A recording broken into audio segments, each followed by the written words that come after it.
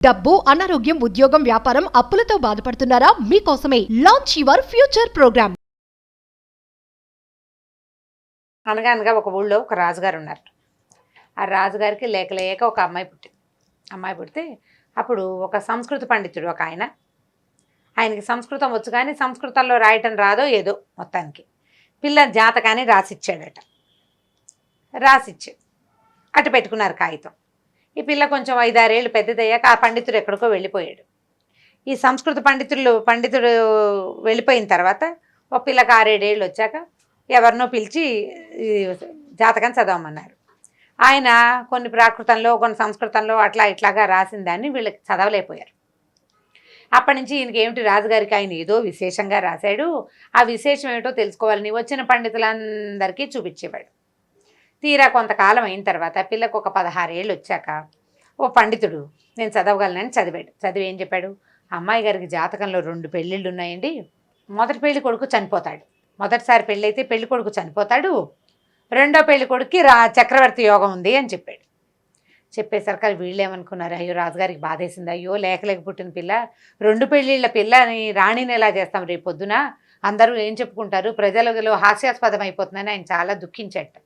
సరే అప్పుడు మంత్రి గారు అన్నట్ట, అంత కంగారేముంది ప్రభు, ఎవడో అసలు ముక్కు మొహం తెలియని వాడికి కట్టబెడదాం, వాడిని మనమే వేసేద్దాం, లేదా వాడి దారిని వాడు పోతాడు. పూర్వకాలం కూడా భారత కథల్లో కూడా కనపడుతుందండి, గాంధారీదేవికి ఇలాగే పెళ్లి చేశారని, మేకకిచ్చి పెళ్లి చేయొచ్చు, అరటి చెట్టుకి ఇచ్చి పెళ్లి చేయొచ్చు, అది మనమే తెగటారు చేస్తే సరిపోతుంది అని అనుకున్నారు.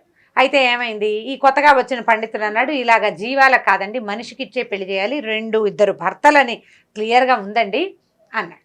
అనేసరికి వీళ్ళు ఏం చేశారు, అదే సమయానికి ఈ విదర్భ రాజ్యానికి 3 పిచ్చివాళ్ళు వచ్చారట. అమ్మవారిది ఒక దేవళం ఉంది, ఆ దేవళంలో 3 పిచ్చివాళ్ళు చేరారు. దేవళం అంటే దేవాలయం. ఓకే. ఈ దేవళం అంటే చాలామంది అంటే మొట్టి గుడిగా కాకుండా బయట నుంచి వచ్చిన ఊళ్ళ వాళ్ళు అక్కడ ఉండటానికి కూడా కొంత వనరు ఉండేది. దాని తాలూకు ఒక మండపంలోకి 3 పిచ్చివాళ్ళు చేరారు. ఈ దాసీలు వాళ్ళు వీళ్ళు గుళ్ళలోకి వెళ్తారు కదా, ఈ గుళ్ళోకి వెళ్ళినప్పుడు 3 పిచ్చివాళ్ళు ఒకటే చోట చేరారని చెప్పుకున్నారు. మంత్రి గారికి ఒక మంచి ఆలోచన వచ్చింది. 3 పిచ్చివాళ్ళు, వాళ్ళు ఎవరో దేశదిమ్మర్లు అయ్యి ఉంటారు, వాళ్ళు ఎవరో చూసి రండ్రా అని చూశారు. చూస్తే ఈ 3లో ఒకడేమో అంటాట ఎవరికెవరు అంటాట అన్నిటికీ ఒకడు, రెండోవాడేమో ఎవరి కర్మ వారిది అంటాడు, మూడోవాడు అంతా దైవాయత్తం అంటూ ఈ 3 వాక్యాలే 3 మాట్లాడుతూ ఉంటారు. 3 పిచ్చివాళ్ళనే ఉన్నారు. సరే వీళ్ళు ఏమనుకున్నారు, మంత్రి గారు గురేవో పని చేద్దామని ఒక మంచి సంబంధం కుదిర్చారు రాజకుమార్తెకి. ఆ సంబంధం పెళ్ళికొడుకు రేపు పెళ్లివాళ్ళు రేపు వస్తారనగా ముందు రోజే రాణిగారికి యువరాణికి పెళ్లి చేసేద్దాం అనుకున్నారు. ఈ పెళ్లి చేయడానికి దేవళంలో 3 పిచ్చివాళ్ళు ఉన్నారు కదా, వాళ్ళల్లో ఒకరిని లాక్కురండిరా అని కొంతమంది సైనికుల్ని పంపించాడు. వాళ్ళు ఏం చేశారు, ఆ వెళ్ళేసరికల్లా 2 పెద్దవాళ్ళల్లే ఉన్నారు, ఒకడు కుర్రాడు. ఎంత కాదన్నా యువరాణికి ఇచ్చి పెళ్లి చేస్తాం కదా, అందుకని పెద్దవాళ్ళిద్దరిని ముసలి వాళ్ళిద్దరిని వదిలిపెట్టి యంగ్గా కాస్త కుర్రగా కనపడుతున్న 3వ వాడిని దైవాయత్తాన్ని తీసుకొచ్చారు. అంతా దైవాయత్తం అంటూ ఉంటాడనమాట. ఈ దైవాయత్తం వాడిని పట్టుకొస్తే ఏమైంది, సరే లోపల తీసుకొచ్చారు. ఏమనుకున్నారు, పెళ్లి చేసేద్దాం, ఎలాగూ పిచ్చివాడు పోతాడు, వాడి దాన్ని వాడిని వదిలేస్తే వాడి మార్గాన్ని వాడు పోతాడు. పిల్లకిచ్చి పెళ్లి చేసేశారు. తూతు మంత్రంగా మొత్తాన్ని తాళి కట్టించేశారు, కట్టేశాడు. అంతా దైవాయత్తం అనుకుంటూనే కట్టేశాక రాజకుమార్తెను వెళ్ళి పడుకోమన్నారు. వీడేమో వెళ్ళిపోయి దేవళానికి పోయాడు. పిచ్చివాడు, వాడికి అర్థం కాలేదు పెళ్ళని అదని. మర్నాడు పొద్దున్నే లేపి పెళ్లి కూతురు చేస్తుంటే అమ్మాయికి రాత్రి జరిగిన పెళ్లి నిజమైన పెళ్లిగా అనిపించడం మొదలెట్టింది. అది న్యాచురల్గా ఉన్నట్టు తోస్తోంది అమ్మాయికి. పొద్దునంతా పెళ్లివాళ్ళు దిగారు, హడావిడిగా ఈ అమ్మాయిని పెళ్లి కూతురుని చేశారు. గందరగోళంగా చాలా తతంగంతో పెళ్లి జరిగింది. ముందు రోజు రాత్రి జరిగిన తూతు మంత్రం పెళ్లి బాగుంది, ఈ హడావిడి పెళ్లి ఏమిటోగా ఉంది అమ్మాయికి. సరే ఏమైంది, మర్నాడు తెల్లవారుజామున పెళ్ళయింది. పెళ్లి చేసేశారు కొత్త రాజకుమారుడితోటి. ఈ పెళ్ళైన ఒక గంటన్నరకి పెళ్ళిన వివాహం తర్వాత స్థాళీపాకం సదస్యమని ఏవో 2 హోమాలు అవి ఉంటాయి.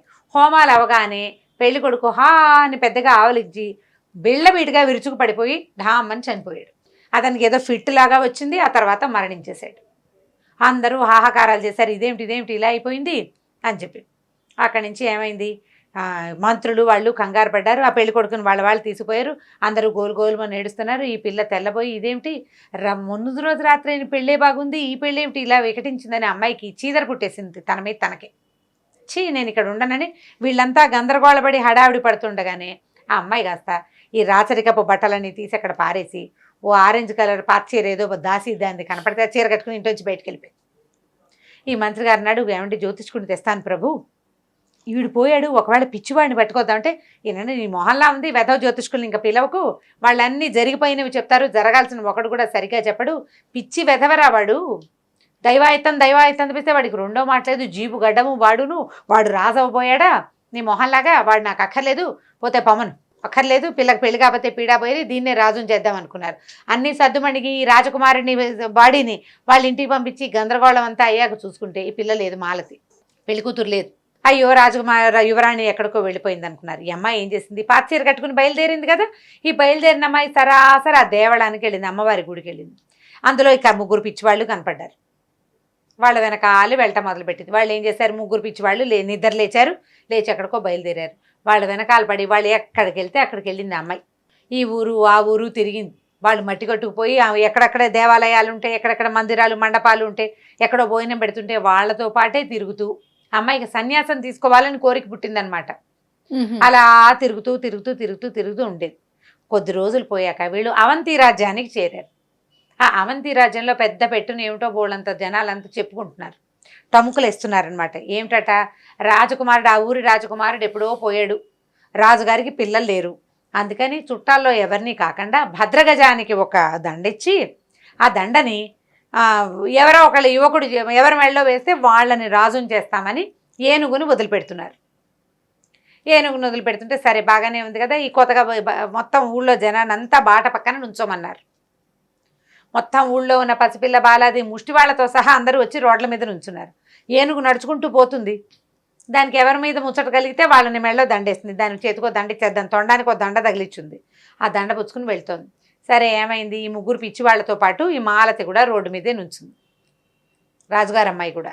అందరూ నుంచుంటే సరే ఏమైంది, ఈ ఏనుగు వెనకాల ఓ రథం వస్తుంది, అందులో మంత్రి వాళ్ళంతా కొంతమంది కూర్చున్నారు, ఇంకా కొంత సైన్యం, రాజుగారు కాబోయే రాజుగారిని తీసుకెళ్ళడానికి ఒక పల్లకి, అన్నీ మెల్లిగా వస్తున్నాయి. ఏనుగు స్లోగా నడుస్తుంది చూడు, దబదబా నడవదు, నిదానంగా ఇలా నడుస్తుంది. అందుకే సామాజ వర్గమన అని చెప్పేది, స్లోగా మృదువుగా నడుస్తుంది అనమాట. పరిగెత్తడం, ఏనుగు అంటే భయపడ్డప్పుడే పరిగెడుతుంది, మామూలుగా పరిగెట్టదు, నడుచుకుంటూ పోతుంది. దాని వెనకాల వీళ్ళంతా వస్తున్నారు. సరే ఏమైంది, వీళ్ళందరినీ చూసి ఆ ఏనుగు ఏం చేసింది, ఈ 3 పిచ్చివాళ్ళ దగ్గరికి వచ్చి ఈ దైవాయత్తం అనే పిచ్చివాడి మెడలో దండేసింది. దండేసేసరికల్లా మంత్రి గారు గబగబా రథం దిగొచ్చాడు, పల్లకి మోసుకొచ్చారు, బోయిలు దగ్గరికి వచ్చేసరికల్లా ప్రభు మీరేనా అన్నట్ట మంత్రి. ఈ అబ్బాయి ఎవరైతే ఈ దైవాయత్తం పెళ్ళికొడుకు ఎవరైతే ఉన్నాడో అతను అవంతి రాజకుమారుడు. ఓహో.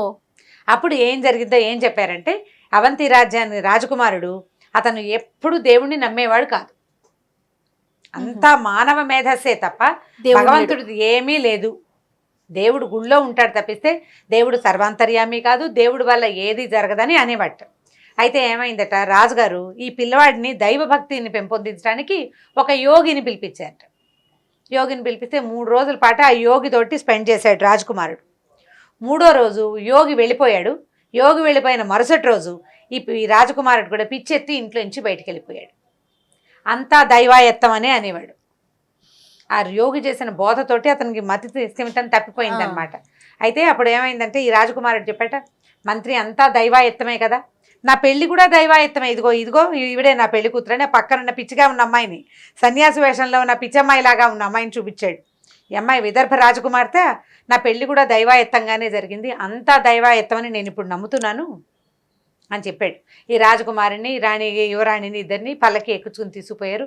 చక్కగా క్షవరం వివరం చేయించి మర్నాడు ఆయన్ని రాజుని చేసి ఈ అమ్మాయిని రాణిని చేశారు. కొంతకాలానికి విదర్భ రాజ్యానికి కూడా మీ అమ్మాయి ఎక్కడికి వెళ్ళిపోలేదు, ఇదిగో మా దగ్గర ఉంది, మా రాజకుమారిని పెళ్లి చేస్తుందని ఉత్తరం రాశారు. ఇప్పుడు యువరాణికి రాసిన జాతకం కరెక్టే అయ్యింది.